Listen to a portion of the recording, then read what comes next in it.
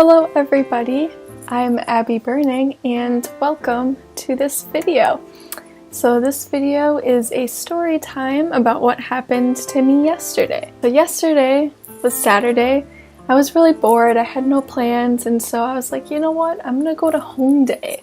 I'm gonna go to Hongdae and get this book that I have been eyeing for the last couple months. And there's a Dairy Queen in Hongdae, and I have not been to Dairy Queen in so long, so I was like, you know what, I'm gonna get that book, I'm gonna go to Dairy Queen, I'm just gonna look around and try to get a tan sort of thing, so it's nice weather outside. But anyway, so I got there and I got my book, no problem. Then I went out of the subway station, started walking to where I knew the Dairy Queen was, and then all of a sudden I heard somebody behind me. They were yelling, "Jagyo, Jagyo!"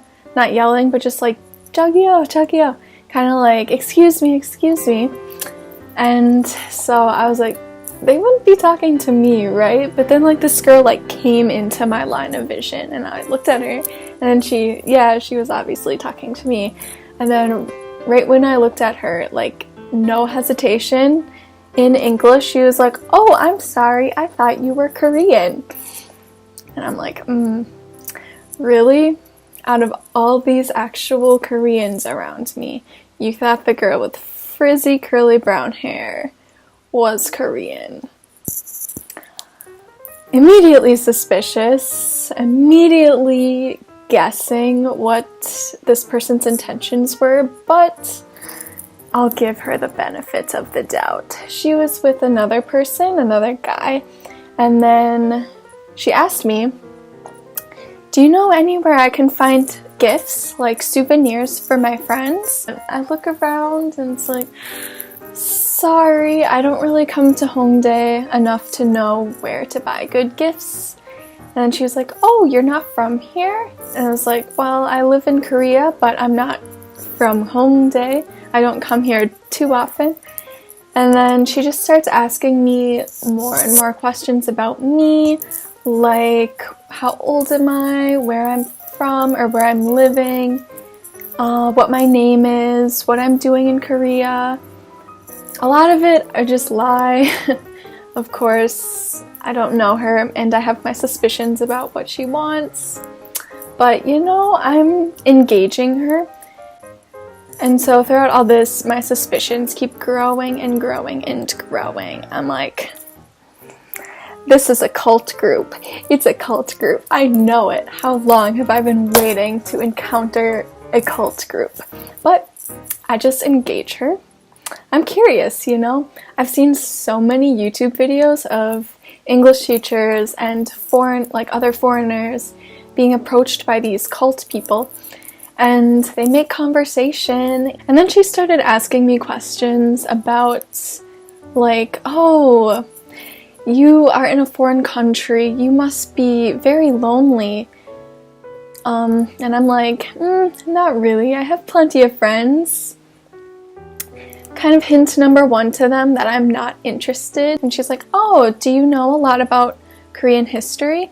I'm like, yeah, my boyfriend works at a museum, so he talks to me about all this stuff. Kind of a lie, but you know, hint number two that I'm not interested.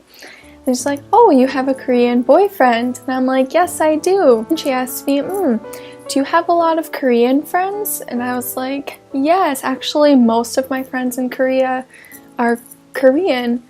Hint number three, not interested in your little thing. But they continue. And eventually they just get right to the point, asking, have you heard of the Korean moon ceremony? And I was like, I've heard this exact thing in another person's YouTube video. Yes. And yeah, my suspicions were immediately confirmed. Like, you basically just come and you can meet a lot of new Korean friends. You can write your wish on a piece of paper, then we'll burn it, and then we'll have sort of a little tea party and something like that. You can learn more about the Korean culture. It's kind of like Chuseok. It's not a religion. It's kind of like Chuseok, where you just put your wish and it'll come true somehow. So I was like, I'm not too interested, sorry. they were like, oh, do you have plans the rest of the day? And I'm like, no, I just have had a really busy week and I just want to spend the day to myself. And then the girl looked visibly disappointed. Like, I was like, oh, really?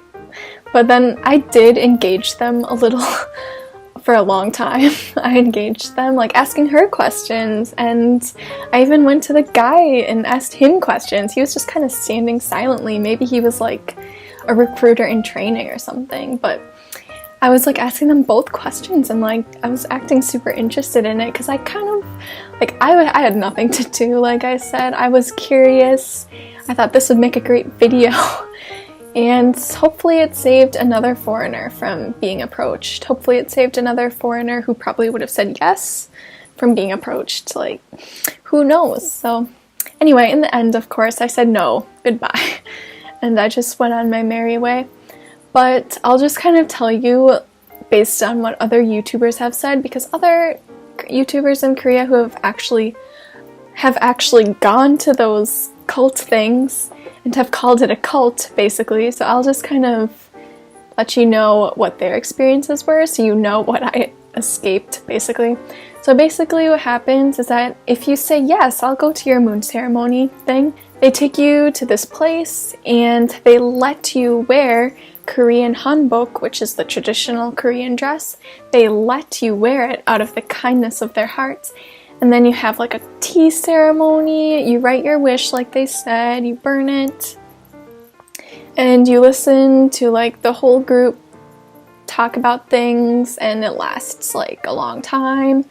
And by the time it's time to go, they said it was free, by the way, but as other YouTubers have said, they ask for a donation.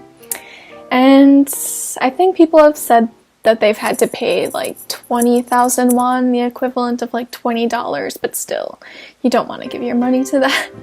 But anyway, they said it's a donation, but basically if you want your normal clothes back, then you gotta give them that donation, and you're free to go. So it's not like a cult in the truest of sense. Like, I don't think they actually like recruit people like permanently, sort of a thing. It's just kind of a big scam, but I mean, people call them cults, Korean cults.